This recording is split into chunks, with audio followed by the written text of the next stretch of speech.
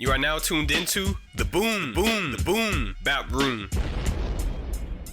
The Boom Bap Room is a podcast where we discuss hip-hop, pop culture, and just about everything else that's dope. If you don't know, Boom Bap was a style of hip-hop that was popular in the 90s in the East Coast. Now you know. I'm your host, DJ Mari.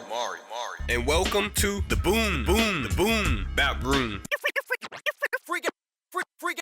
Every generation has an artist that changes the game. In the 1970s, it was the Sugar Hill Gang and DJ Kool Herc, who some say created hip-hop in the Bronx. He would play his unique mixes, which isolated the drum beat of an instrumental, which later would be called the break.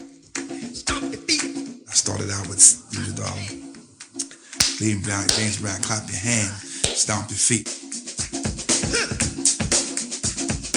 That part right there, when the break, boom, I had to come in with bongo rock.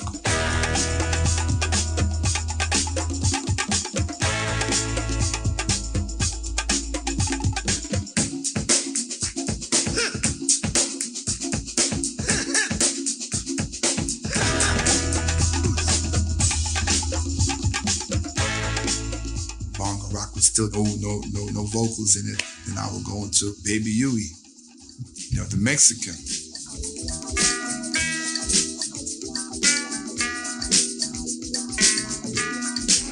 DJ Kool Herc will mix the break from different songs to create a unique rhythm, which breakdancers, otherwise known as b-boys, would take to the dance floor and battle it out. Kool Herc's beat mixes will become a founding pillar in what we now call hip-hop. This week's journey brings us to Compton, California, the home of NWA, DJ Quick, Dr. Dre, and last but not least, Kendrick Lamar. On June 17th, 1987, Kendrick Lamar Duckworth entered into the world. Lamar was the son of Kenny Duckworth and Paula Oliver, who were both from Chicago. Kendrick's mother decided to name him after Eddie Kendricks, who was uncoincidentally a member of the Temptations. She believed that her son would follow suit and become a legend himself. Growing up, Kendrick lived in Section 8 housing at 1612 137th Street.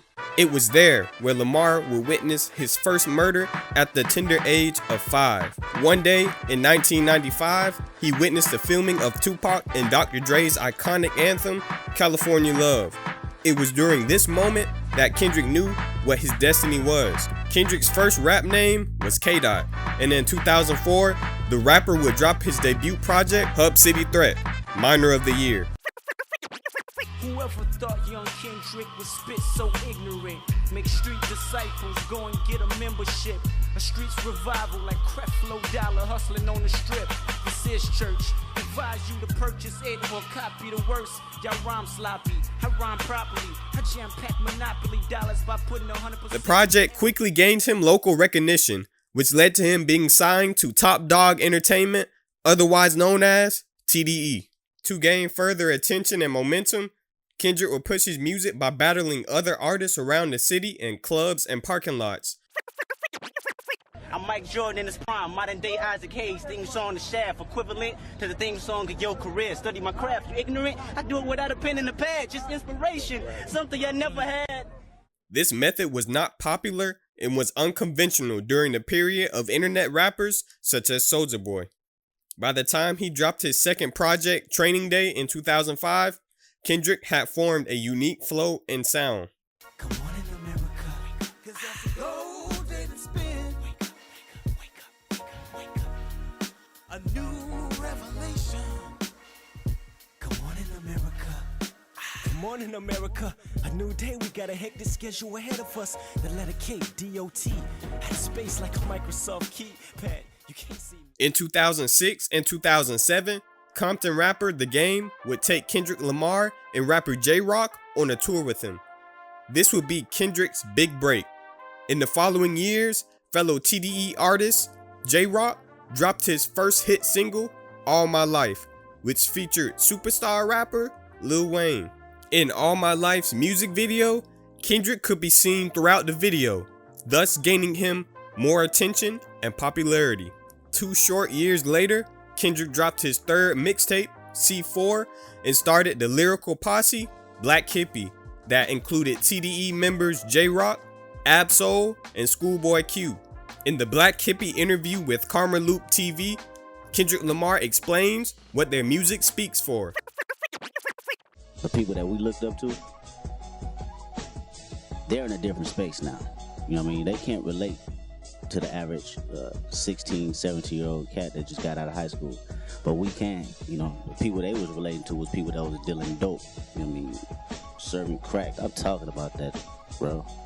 What you can relate to is the kids that's out here smoking hella weed and taking pills and syrup to relieve the stress and all the temptations of the world that they're going through.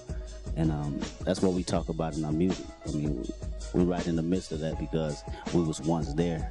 I mean, coming out of school and trying to find yourself in the world and have a space where you can be accepted, you know? So that's why I think our music speaks for in general. In 2011, Kendrick finally was to be featured on the coveted XXL freshman list, where he stood along with heavy hitters such as Shy the Prince, Meek Mill, Fred the Godson, the late Mac Miller, Yellow Wolf, Big Crit, and Diggy Simmons. The same year, Kendrick would release Section 80, that featured hit tracks ADHD and Rigor Mortis. Section 80 would go on to sell 5,300 digital copies the first week, which would be followed up with Good Kid, Mad City in 2012. The project sold over 200,000 copies the first week and reached certified gold status shortly after.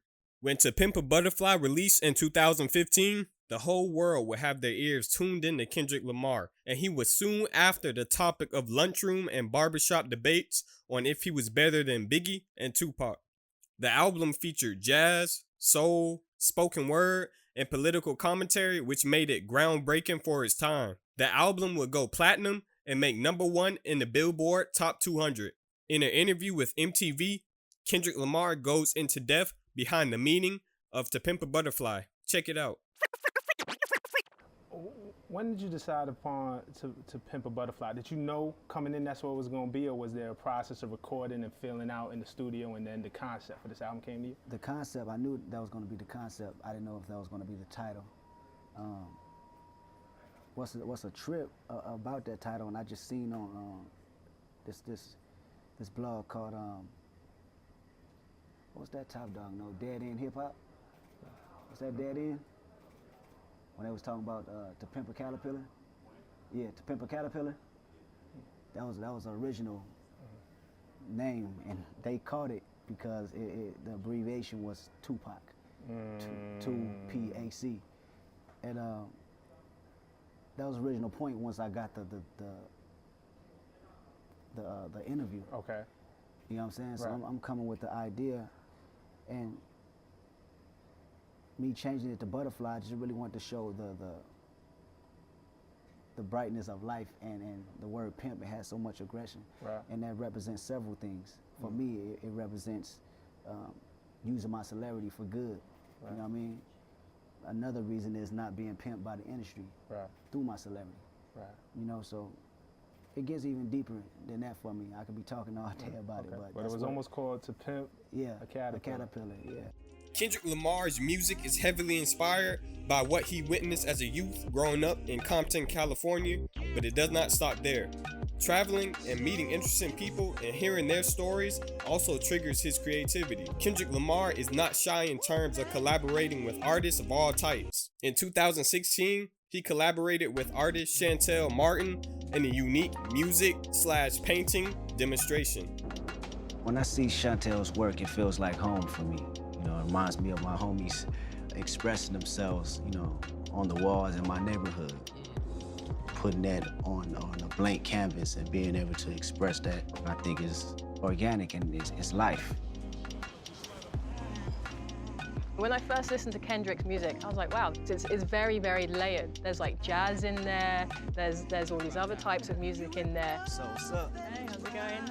But what is in there is like this fingerprint, this identity that is very strong and true throughout all of the music. Just being shit, doing doing something different and changing it up. We're able to do this as artists. We're able to meet other talented people who are as obsessed about what they do as we are and meet in the middle somewhere and create something new. When Kendrick gets into his studio, the words that he puts onto his pad often begin with a simple drum beat and, as K-Dot states, a bunch of premeditated thoughts. Then, once it's time to record, he finds the perfect sound that triggered those thoughts and emotions. Kendrick Lamar is set to release his final album as a member of TDE titled New Thoughts, but this has not been officially confirmed. What will be the next chapter in the modern day legend's future? We may never know, but what we do know is that we're in for the show of a lifetime. The things that we say on record, you know, it goes out to the street and the kids believe this stuff, man. No, it ain't all entertainment at the end of the day. It sells music, but at the same time, you're affecting somebody. And I hated the word role model, but you can't run from it. Like I said, when I went out to these shows and I seen these kids saying, we live by your music and what you're talking about, that's something that you gotta accept. You dig what I'm saying? So knowing that and realizing that, it gotta have the balance. It gotta have the balance. The same way Marvin Gaye put out there, the same way the Isley Brothers, the same way Luther. You know what I'm saying? They talked about life in real perspectives where people can actually function and feel like they have somebody they can relate to. I can sit up here and talk slick all day on record, but who's gonna relate to it at the end of the day when they gotta go back to this crazy world and feel like they don't love themselves enough to stay humble and not, you know, commit suicide? Who gonna make them records? Nobody.